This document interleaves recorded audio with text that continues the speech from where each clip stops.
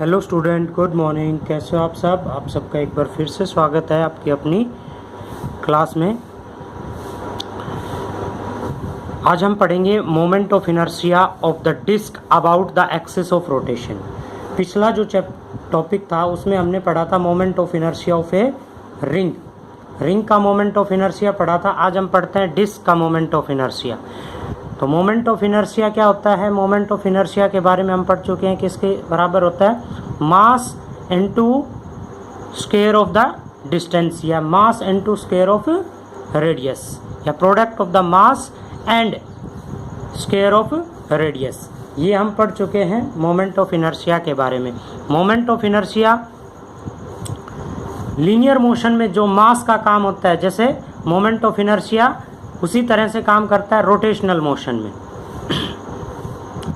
आज हम पढ़ेंगे moment of inertia of a disc about its axis of rotation.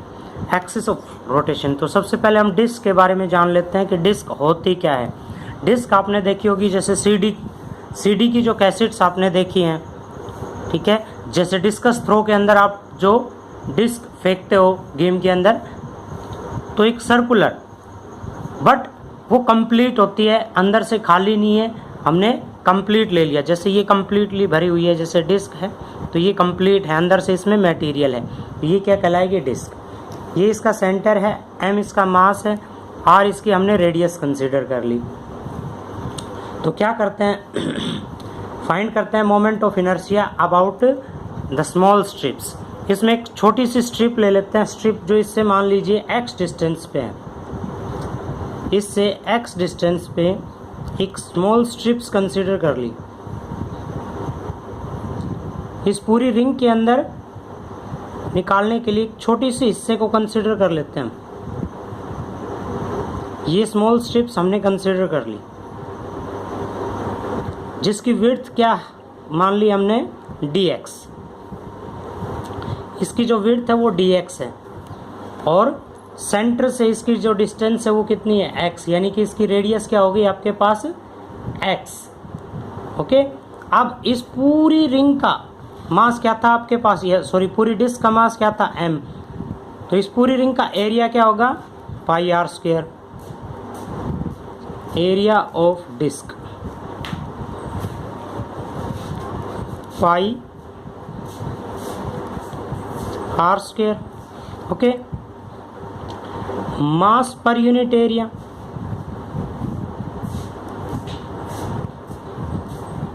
एक यूनिट एरिया का मास कितना हो जाएगा आपके पास? पूरे मास को हम किससे डिवाइड कर दें? पाई आर स्क्वायर से। तो mass of the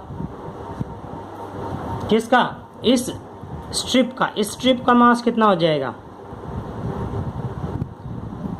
mass of strip,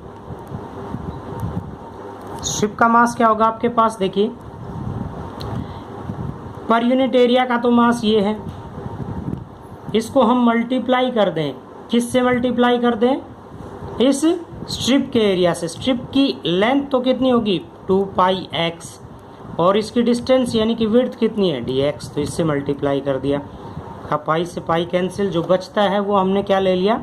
mass of the strips, dm consider कर लिया। स्मॉल मास कितना आ गया आपका? 2m x by are square into dx।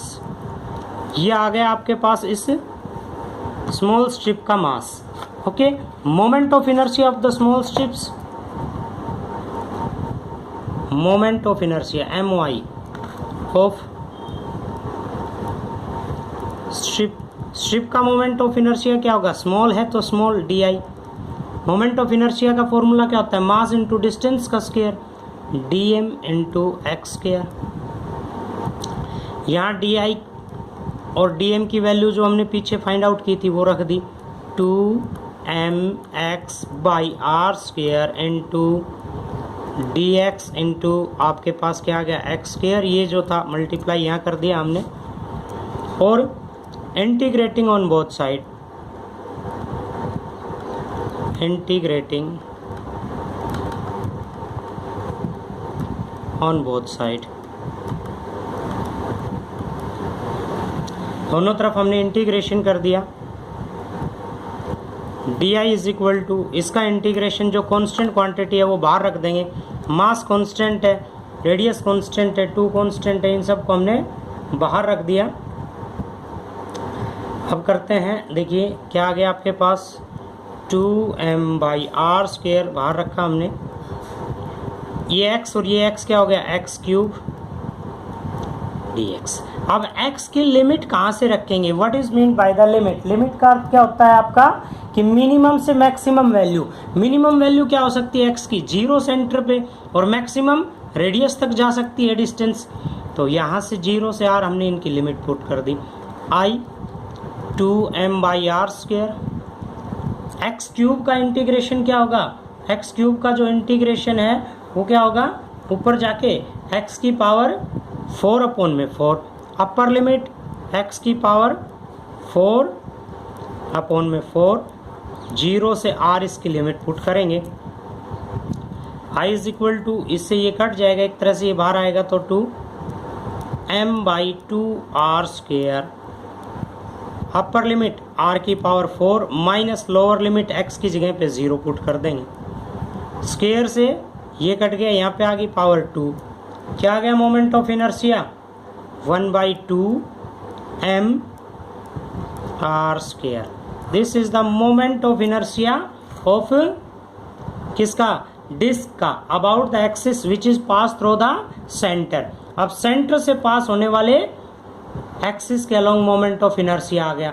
अब टेंजेंट का निकालते हैं, नेक्स्ट है, next moment of inertia, MOI का अर्थ क्या होता है, moment of inertia, about tangent. Tangent का अर्थ क्या होता है, जैसे ये वाली डिस्क थी, ये एक्सिस सेंटर से पास हो रहा था, और जो एक्सिस आपके इसको टच करके जाए, तो यहाँ पे कौन सी थ्योरम अप्लाई कर देंगे हम, parallel axis theorem. Parallel axis theorem क्या होगी कि डिस्टेंस एंड मास का क्या हो जाएगा, moment of inertia about the central axis, and ये जो डिस्टेंस है r, तो मोमेंट ऑफ इनर्शिया क्या हो गया टोटल अबाउट दिस। इसका मान लीजिए अगर हम CD करते हैं तो किसके बराबर होगा, moment of inertia about this axis. इस एक्सिस का मोमेंट ऑफ इनर्शिया क्या था, 1/2mr² प्लस में मास एंड डिस्टेंस का स्क्वायर। डिस्टेंस कौन सी है, ये r का स्क्वायर। इसको जब सॉल्व करेंगे तो आपके पास क्या आ जाएगा, moment of inertia about the CD axis कितना आ जाएगा, 1/2 + 1, 3/2mr²। Okay, 3/2mr²। नेक्स्ट हम निकालते हैं आपके पास moment of inertia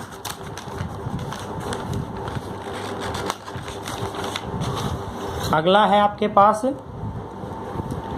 moment of inertia of disc about diameter.